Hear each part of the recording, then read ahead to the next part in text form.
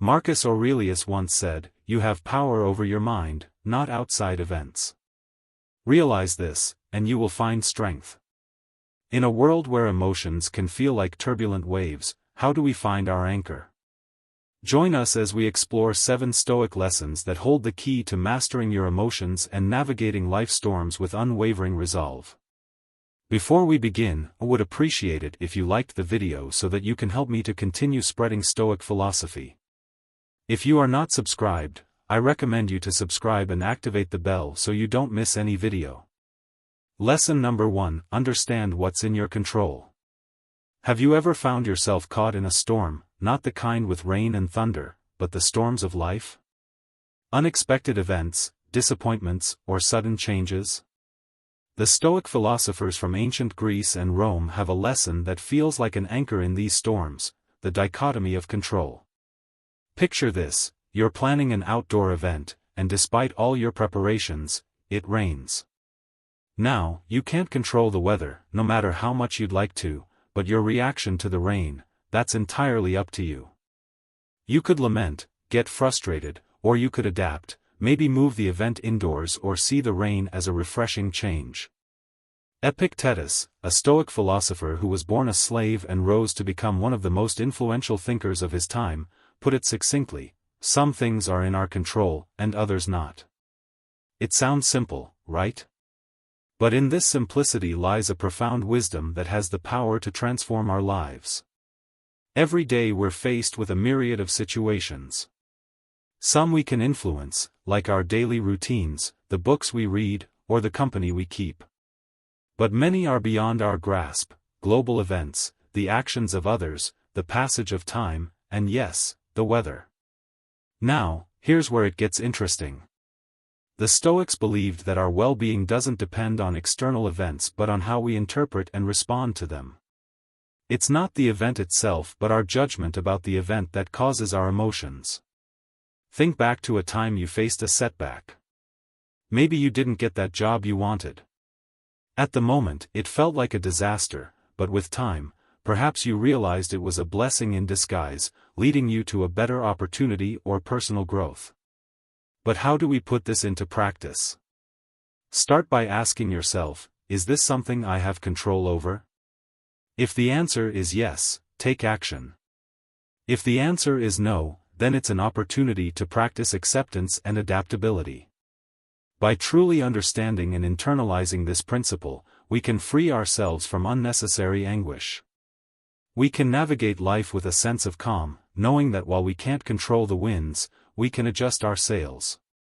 In a world that often feels chaotic, the dichotomy of control is a beacon of clarity. It reminds us to focus our energy where it matters most and to embrace the serenity in knowing that some things are simply beyond our grasp. Lesson number 2: Reflect before reacting. In today's digital age, where immediacy is often celebrated, the art of reflection can seem like a relic of the past. Yet, it's this very act of pausing and pondering that can be our saving grace in a world that demands rapid responses. Consider the countless times we're faced with decisions, both big and small. From choosing a meal at a restaurant to deciding on a career path, the spectrum of choices is vast. But it's not just the magnitude of these decisions that matters, it's the manner in which we approach them. Let's delve into a common scenario: reading a message that strikes a nerve. Maybe it's a colleague questioning your work or a friend making an offhand comment. The gut reaction might be defensiveness or anger. But what if, instead of diving headfirst into that emotional whirlpool, you took a step back? By allowing yourself that momentary detachment, you're not suppressing your emotions, you're giving them space to breathe, to be understood. This practice of reflection is not about passive acceptance or avoidance, it's about active engagement with our thoughts and feelings. It's about asking probing questions. Why did this comment affect me so deeply? What underlying beliefs or past experiences are influencing my current emotions? Is my immediate reaction based on the present situation or past baggage? Moreover, reflection before reaction is a tool that fosters empathy. By giving ourselves time, we also allow ourselves to consider the perspectives of others. Maybe that colleague had a stressful day, or that friend didn't realize the weight of their words. By reflecting, we open the door to understanding, not just for ourselves but for those around us. In relationships, this practice can be a cornerstone. How many misunderstandings could be avoided if we took the time to reflect before reacting? How many bridges could be built instead of burned? It's in these reflective moments that we find clarity, compassion, and connection. Furthermore, in professional settings, the ability to pause and ponder is invaluable. Leaders who reflect before making decisions are often more respected and effective. They're seen as thoughtful, measured, and wise. Their decisions, born from reflection, often stand the test of time. In a world that often feels like it's moving at breakneck speed, the act of reflection becomes a form of rebellion, a quiet yet powerful statement that we won't be swept away by the currents of immediacy. It's a commitment to ourselves, to our well-being, and to the quality of our interactions with the world. In essence, to reflect before reacting is more than just a practice. It's a philosophy, a way of life that champions depth over breadth, understanding over impulsivity, and meaningful connections over fleeting interactions. It's a journey inward with profound outward implications, shaping not just our responses but the very fabric of our lives. Lesson number 3: Practice dispassion. In a world that often feels like an emotional roller coaster, the idea of practicing dispassion might seem out of place. But let's delve deeper into what it truly means and the transformative power it holds. Dispassion isn't about suppressing emotions or becoming indifferent to the world around us. It's about cultivating a balanced perspective, a calm amidst the storm. Imagine being able to observe events, situations, and even your own emotions without being overwhelmed by them. Think about the last time you watched a gripping movie. There were moments of tension, excitement, maybe even sadness. While you were engaged in the story, a part of you always knew it was just a movie. You didn't rush to help the hero or console the crying character. You observed, you felt, but you remained in your seat. This is the essence of practicing dispassion, being deeply engaged with life, feeling its many emotions, but also knowing when to remain seated in the theater of your mind, observing without getting lost in the drama. This approach becomes a lifeline in our modern age of information overload. Every day we're bombarded with news updates and notifications. Reacting passionately to every piece of information would leave us perpetually exhausted. Dispassion offers a buffer, a way to engage with the world in a more sustainable, balanced manner. Dispassion also plays a pivotal role in interpersonal relationships. We've all been in situations where conversations get heated, where disagreements arise. In such moments, practicing dispassion can be the difference between a productive discussion and a damaging argument. It allows us to listen more effectively, to respond rather than react, and to navigate conflicts with understanding and grace. Cultivating dispassion starts with self-awareness. Regularly checking in with ourselves, recognizing our emotional triggers, and understanding our patterns creates a space between stimulus and response. In that space lies the freedom to choose our reactions, to act with intention rather than impulse. And while dispassion might sound like detachment from life's joys and pleasures, it actually enhances them. By not being overly attached to outcomes, we can fully immerse ourselves in the journey, savoring each moment without the constant fear of loss or change. Practicing dispassion is about finding equilibrium in an ever-changing world. It's a compass that points to inner peace, guiding us through life's varied terrains with grace. By embracing this practice, we not only enrich our own lives but also bring a sense of calm and clarity to those around us. Lesson number 4: Ask yourself, will this matter in 5 years? Life is filled with moments that test our patience, resilience, and perspective. From minor inconveniences like a spilled coffee to more significant challenges like disagreements with loved ones, our days are punctuated with situations that evoke a range of emotions. In the heat of the moment, it's easy to get swept up in the immediacy of our feelings. A missed deadline, a critical comment, or a forgotten anniversary can feel like the end of the world.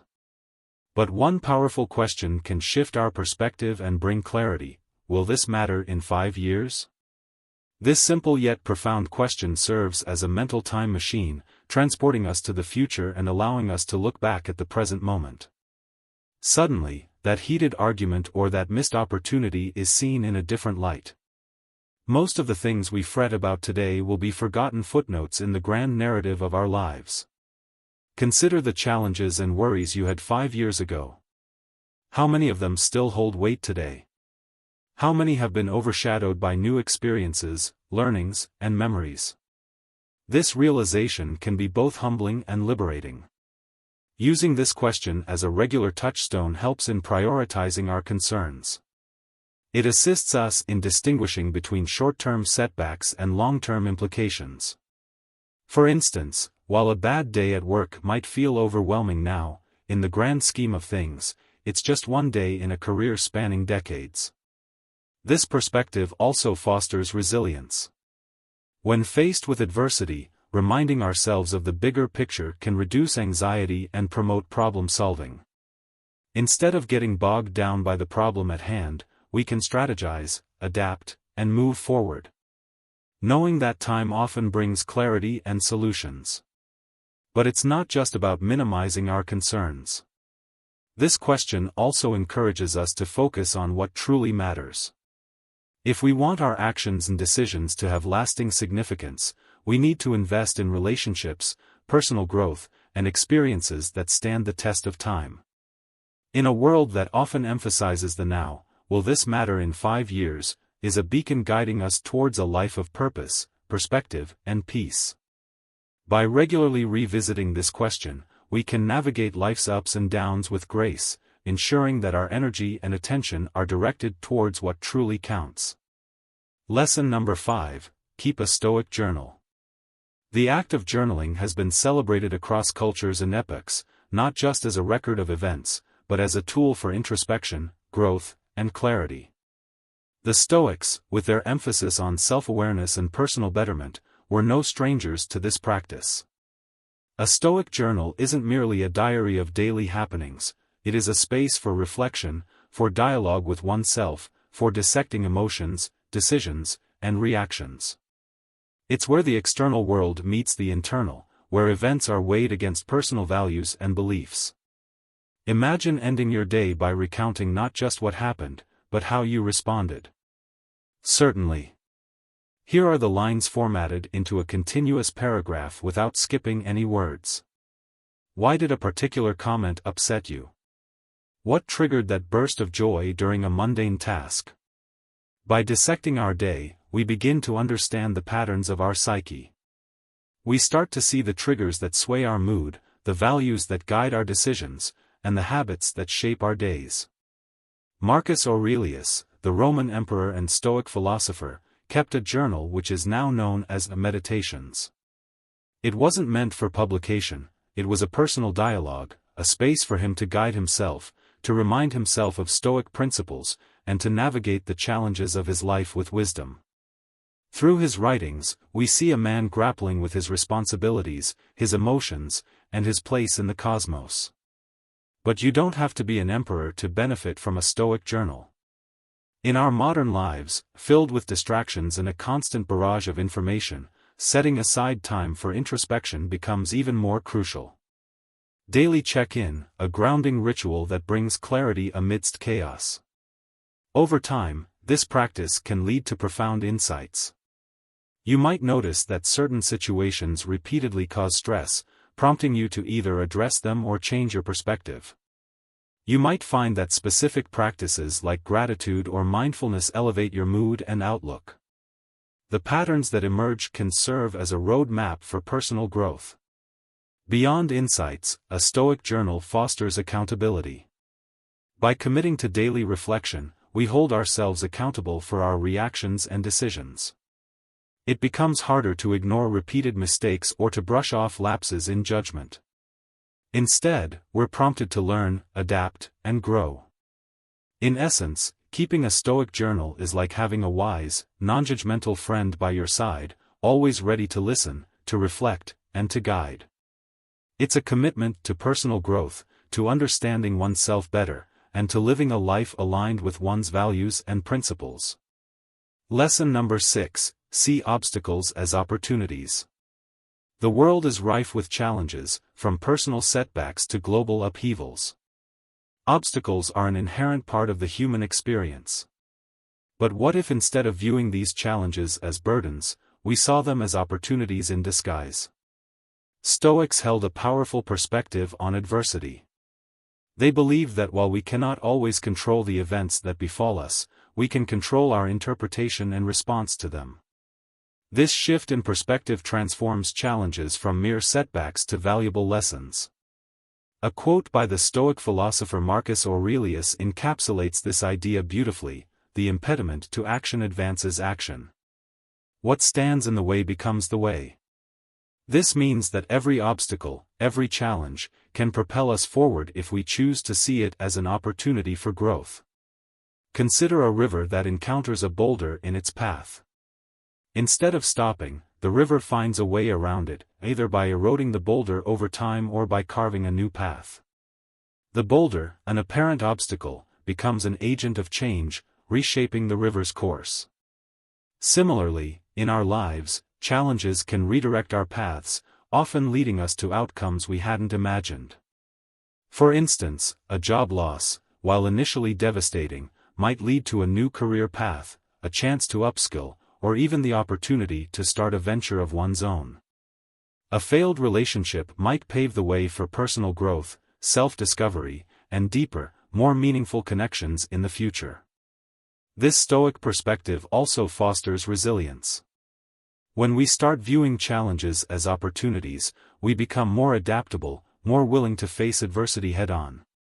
Instead of asking, "Why is this happening to me?" we begin to ask, "What can I learn from this? How can this experience shape me for the better?" Of course, this doesn't mean we should seek out challenges or dismiss genuine hardships. It's about recognizing that within every challenge lies potential, a seed of opportunity. By nurturing this seed with a positive perspective, patience, and perseverance, we can transform obstacles into stepping stones, leading us towards growth, wisdom, and fulfillment. Lesson number 7: practice gratitude. In the vast tapestry of human emotions, gratitude stands out as a golden thread, weaving moments of joy, contentment, and perspective into our lives. While it's an emotion that can arise spontaneously, the Stoics believed in the deliberate practice of gratitude, making it a daily ritual to anchor oneself in the present and appreciate life's blessings. Gratitude is more than just saying, "Thank you." It's a deep acknowledgement of the myriad forces, moments, and individuals that enrich our lives. It's about recognizing the beauty in the mundane, the lessons in challenges, and the fleeting nature of every experience, making it all the more precious. Seneca, a prominent Stoic philosopher, once said, "True happiness is to enjoy the present without anxious dependence upon the future." This encapsulates the essence of gratitude, being deeply rooted in the present, cherishing every moment, every experience, and every interaction. Consider the simple pleasures we often take for granted: the warmth of the sun on a cold day, the sound of laughter, a meal shared with loved ones, or the very breath that sustains us. By pausing to acknowledge and appreciate these moments, we magnify their beauty and significance in our lives. Practicing gratitude also offers a counterbalance to the human tendency to focus on what's lacking, on unmet desires, or on uncertainties about the future. By shifting our focus to what we have rather than what we lack, we cultivate contentment, reduce feelings of envy or resentment, and enhance our overall well-being. One might wonder, how does one cultivate this practice? It can be as simple as starting or ending the day by listing 3 things you're grateful for. Over time, this practice can transform your outlook, making you more receptive to life's blessings and more resilient in the face of challenges.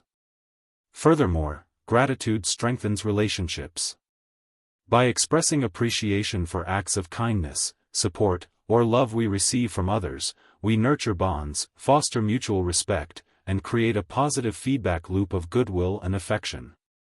In a world that often emphasizes more more possessions, more achievements, more desires. Gratitude is a gentle reminder of the abundance that already exists in our lives. It's a call to celebrate the present, to embrace life with open arms, and to tread the path of existence with a heart full of thanks. Outro. As the sun sets on another day, we're left with the echoes of ancient wisdom in our modern world. How will you harness these Stoic lessons to shape your tomorrow? We're eager to hear your thoughts and experiences. Share your insights in the comments below, and let's continue this journey of self-discovery together. I hope you enjoyed the video, and I am thankful for you joining us. Until next time, stay curious, stay grounded, and never stop seeking wisdom.